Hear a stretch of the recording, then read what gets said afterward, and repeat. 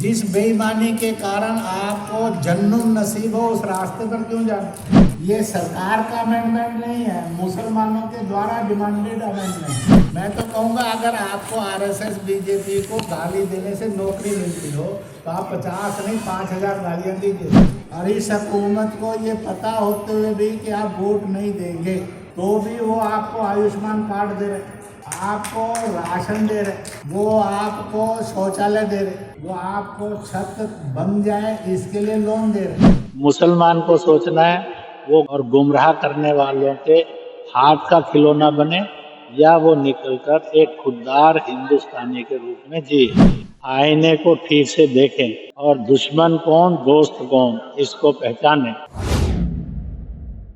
Doctor Indresh Kumar RSS के वरिष्ठ प्रचारक और मुस्लिम राष्ट्रीय मंच के मार्गदर्शक बरेली आकर मुसलमानों के बीच बेहद खरी बात कह गए हैं। संभल की हिंसा हो या फिर वक्फ कानून में बदलाव, उन्होंने विपक्षी दलों पर तीखे प्रहार किए। संभल के लिए चुनाव हारे हुए दलों को कसूरवार बताया तो वक्फ पर कहा कि इसमें बदलाव के लिए मुसलमानों की तरफ से ही आवाज उठी। उन्होंने मुसलमानों को भी सियासी तौर पर भले बुरे में तमीज करने के लिए कई उदाहरण पेश किए। आखिर में ये भी कह गए जिस बेईमानी से जहन्नुम नसीब हो उस रास्ते पर क्यों जाते हो। पहले राजकीय इंटर कॉलेज के ऑडिटोरियम में भारतीय सद्भावना मंच के आओ जुड़े अपनी जड़ों से कार्यक्रम में उनका संबोधन सुनवाते हैं। उसके बाद डॉक्टर इंद्रेश कुमार ने मीडिया से बातचीत में क्या कहा वो भी जानिएगा। अपने नेताओं को भड़काकर 5-10 मुसलमान मरवा दिए ताकि उन्होंने जो छल कपट किए और चुनाव हार गए इसका एनालिसिस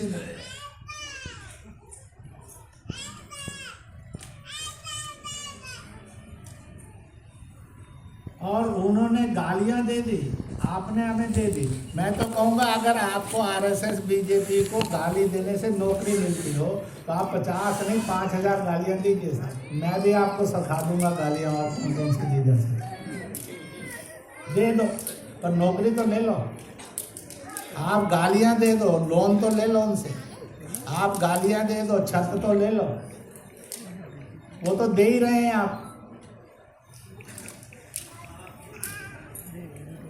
इतना बेईमान बनने की जरूरत नहीं है। जिस बेईमानी के कारण आपको जन्नत नसीब हो उस रास्ते पर क्यों जाना।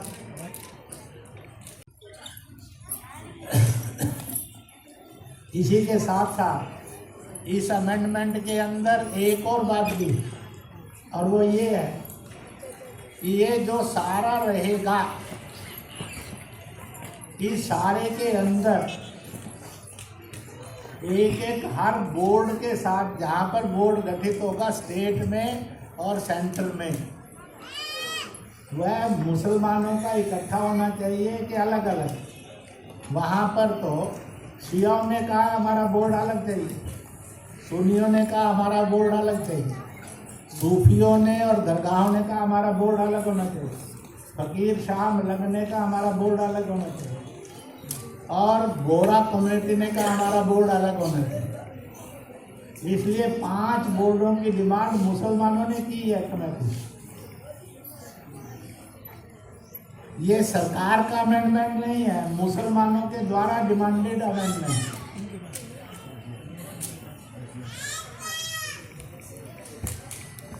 तो इस प्रकार से ये इसके लिए अमेंडमेंट लाया, ये जानते हुए लाया कि मुसलमान उनको वोट नहीं देगा, मुसलमान उनको पक्का हराएगा। जिन्होंने बेड़ा गर्क किया है मुसलमान का वो उन्हीं को कहेगा I love you very much, vote भी उन्हीं को ही देगा। आज भी उनके द्वारा चलाई गई स्कीमें और दूसरे विपक्षी दलों के द्वारा चलाई गई स्कीमें, आप ऐसी कोई स्कीम बताओ जब इस उत्तर प्रदेश के अंदर गैर बीजेपी हुकूमत रही, वो अखिलेश की रही होगी, वो मायावती की रही होगी, कांग्रेस की रही होगी, ऐसी स्कीमें चलाई गई जिसके कारण मुसलमान का आज भी भला चल रहा हो। कोई हो तो हाथ खड़ा करो। और इस हुकूमत को ये पता होते हुए भी कि आप वोट नहीं देंगे, आप हमारे खिलाफ नफरत उगलेंगे, आपके मन में जहर है, तो भी वो आपको आयुष्मान कार्ड दे रहे, आपको राशन दे रहे, वो आपको शौचालय दे रहे, वो आपको जो है और पैसा दे रहे, वो आपको छत बन जाए इसके लिए लोन दे रहे। ऐसी 12-13 स्कीमों का फायदा आपको मिल रहा है कि नहीं मिल रहा है? मुस्लिम राष्ट्रीय मंच के मार्गदर्शक ने मुसलमानों से कहा है कि आईने को ठीक से देखें, पहचाने कि दोस्त और दुश्मन कौन है। कुदरती के उपचुनाव में मुसलमानों ने भाजपा को साथ दिया और इधर संभल का दंगा होता है, इस पर क्या टिप्पणी है? संभल का दंगा किसकी देन है? ऐसा है, वहां पर वर्षों से मुकदमा चल रहा है। मुकदमे में दोनों पार्टियां कोर्ट में हैं। दोनों पार्टियों ने कोर्ट को स्वीकार किया। उन्होंने जब कहा कि इसकी जानकारी के लिए सर्वे होगा, दोनों पार्टियों ने स्वीकार किया और उसके अनुसार सर्वे होने के लिए वो गए। जब दोनों पार्टियों ने स्वीकार किया है सर्वे को, फिर वहां दंगा, यह किसी ना किसी वो साजिश है जिसके कारण मुसलमान को ये लग जाएगा कि जो पार्टियां उनके वोट की खरीद फरोख्त करती हैं और मदद करती हैं, सचमुच में वह उनके वोट को भड़काकर गलत फहमियों में डालकर खरीदने का धंधा करती हैं। इसलिए जो हार गए उपचुनाव उनकी ये देन है, और जिनको ये लग रहा है कि मुसलमान सच जान गया तो उनके वोट बैंक से निकल जाएगा, उन नेताओं की ये देन है। वक्फ बोर्ड को लेकर मुसलमानों में बहुत ज्यादा भ्रम फैला हुआ है, क्या कहेंगे? ऐसा है, 1913 में ब्रिटिश हुकूमत ने भारत के विभाजन के लिए वक्फ बोर्ड लागू किया था। उससे पहले जो भी मुगल बादशाह थे, उन्होंने किसी ने भी वक्फ बोर्ड अपने यहाँ लागू नहीं होने दिया।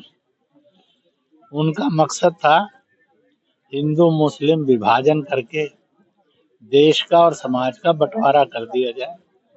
अल्टीमेटली 1947 में वो अपने षड्यंत्र में सफल हुए और दो संप्रदायों के बीच में जहर घोलकर समाज का और देश का बंटवारा करके चले गए। उसके बाद लगातार कांग्रेस की या अन्य दलों की जो हुकूमतें रही, वो वक्फ बोर्ड का मजहबी नेताओं से मिलकर एक दुरुपयोग करते रहे। वह दुरुपयोग था कि मजहबी नेता मुसलमानों को आरएसएस, बीजेपी, विश्व हिंदू परिषद, राष्ट्रीयता, इसके खिलाफ इतनी दहशत पैदा कर दे कि वो उनसे इतनी नफरत करें कि उनके दुश्मन बन जाए।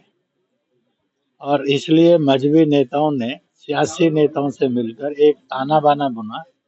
मजहबी नेता डराएंगे और उनको वोट के रूप में इकट्ठा करेंगे और सियासी नेता उसमें मदद करके और उस वोट के खरीदार बनेंगे, और इस प्रकार से एक पॉलिटिकल ड्रामा चल रहा है।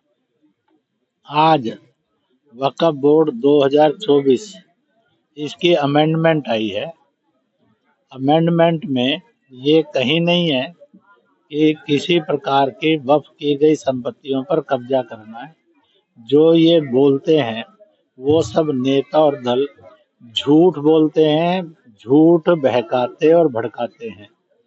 उनके झूठ से, बहकाने से और भड़काने से मुस्लिम समाज ने बचना चाहिए। बाकी देश ने भी उनकी खतरनाक साजिश से सावधान रहना चाहिए। अब देश जो है मजहबी और जातीय आधार पर बटेगा नहीं, बल्कि यह देश एक था, एक है और एक ही रहना चाहता है। इस रास्ते पर चलेगा। अमेंडमेंट में बड़ा साफ है। पहला, संपत्तियों का पारदर्शी रखरखाव। दूसरा, संपत्तियों की इनकम का पारदर्शी रखरखाव। तीसरा, बोर्ड के हर कमेटी के अंदर 2 महिलाओं का और उसमें पंजीकरण हो, 2 उसमें नॉमिनेशन हो, ताकि महिला वेलफेयर की चीज़ों को ठीक से केयर कर सके। उसी के साथ साथ चौथा अमेंडमेंट है कि वक्फ बोर्ड का निर्णय ये फाइनल नहीं है, और इसलिए जैसे हिंदुस्तान में सभी धर्मों को और करोड़ों लोगों को लोअर कोर्ट से सुप्रीम कोर्ट तक फैसले के लिए उपलब्ध है। इसलिए और वक्फ बोर्ड में कितना भी आया फैसला वो अंतिम नहीं। अब भारत के संविधान के अनुसार जो कोर्ट है उसमें वह न्याय प्राप्त करने के लिए जा सकते हैं। इसी के साथ साथ वहाँ पर हिंदुओं से वक्फ की हुई संपत्ति भी है और हिंदुओं से रोज की इनकम भी बहुत ज़्यादा है। इसलिए यह वेलफेयर ऑफ मुस्लिम के साथ साथ वेलफेयर ऑफ द सोसाइटी के रूप में भी बदले, ताकि वहाँ पर लगातार इनकम बढ़ती जाए और इनकम का माध्यम हिंदू सर्वाधिक बड़ा है। मुस्लिम समुदाय की इसलिए बात की जाए तो वो लगातार जो है वक्फ संशोधन बिल का विरोध कर रहे हैं, तो उनके लिए क्या कहना चाहिए? मैं उसी के लिए पॉइंट बोल रहा था, उसी को आपने उसमें ले जाना है कि इसलिए इसी के साथ साथ यह भी था कि ये सारा वहाँ पर जो माफिया का भ्रष्टाचार के रूप में कब्जा हो गया है उससे भी मुक्त हो और ऐसी कोऑपरेट बॉडी बने जिसके कारण मुसलमानों के हित में हो और इस्लाम की इज्जत बढ़े। इसलिए मैं मुसलमानों से अपील करते हुए कहूँगा कि जो दल सियासी रूप में और मजहबी रूप में आपको भड़का रहे हैं कि मुस्लिम संपत्ति पर कब्जा कर लिया जाएगा, उसके झूठ से और भड़काने से आप बचें, दूर रहें और उनसे सीधा हिसाब का मांगे। वेलफेयर, पारदर्शी रख रखाव, जस्टिस मिलना, ये सारा जब हमें दिया जा रहा है तो विरोध क्यों? ये सरकार आज की ऐसी है, मुसलमान वोट दे या ना दे, वो वेलफेयर कर रही है, करती रहेगी, उसको कोई रोक नहीं सकता। मुसलमान को सोचना है वो गलत लोगों के और गुमराह करने वालों के हाथ का खिलौना बने या वो निकलकर एक खुददार हिंदुस्तानी के रूप में जिए। और इसलिए आज एक स्थिति पक्की हो गई है, एक मुस्लिम समुदाय बोर्ड की अमेंडमेंट का विरोध कर रहा है और एक बहुत बड़ा मुस्लिम समाज ऐसा हो गया जो वक्फ बोर्ड में बहुत बड़े परिवर्तन चाहता है। इसलिए सुन्नी वक्फ बोर्ड, शिया वक्फ बोर्ड, गोरा वक्फ बोर्ड या कहीं पर जो है और मलंग फकीर शाह वक्फ बोर्ड और कहीं पर जो है अन्य प्रकार के वक्फ बोर्ड भी बनाने के लिए लोगों ने सुझाव दिए हैं। इसलिए मेरा ये कहना है कि वक्फ बोर्ड का amendment it is respect to Islam, it is gift for Muslims है। इसलिए वो दिल दिमाग को खुला रखकर इसका अध्ययन करें। मैंने सार्वजनिक आपके सामने पूछा है, आप कितनी हिम्मत करेंगे उस चीज़ को टीवी में दिखाने की, कितनी हिम्मत करेंगे आप उसको अखबार में दिखाने की।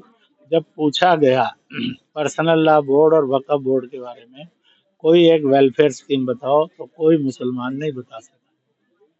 जब ये पूछा गया कि आपको कोई वेलफेयर स्कीम का फ़ायदा मिला तो ये हाथ खड़ा करो, एक ने भी हाथ नहीं खड़ा किया। तो मुझे लगता है इससे बड़ा आईना नहीं हो सकता। विशेषकर से मुसलमानों को कहूँगा कि वह आईने को ठीक से देखें और दुश्मन कौन दोस्त कौन इसको पहचानें। और अगर उनको लगता था कि ये कोर्ट कार्रवाई नहीं होनी चाहिए तो उनको कोर्ट में जो ज्वाइन ही नहीं करना चाहिए था, जो कोर्ट का बाइकआउट कर देना चाहिए था। अगर उनको पत्थर मारने थे तो अपनी कमेटी को पत्थर मारते, उनको पत्थर मारने थे तो अपने नेताओं को पत्थर मारते। उन्होंने क्यों कोर्ट का रास्ता दिया? तो जिन्होंने पत्थर मारे और जिन्होंने पत्थर मरवाए, इसका मतलब है वह सब देश की मानवता के, शांति के, इस्लाम की सलामती के घोर दुश्मन हैं।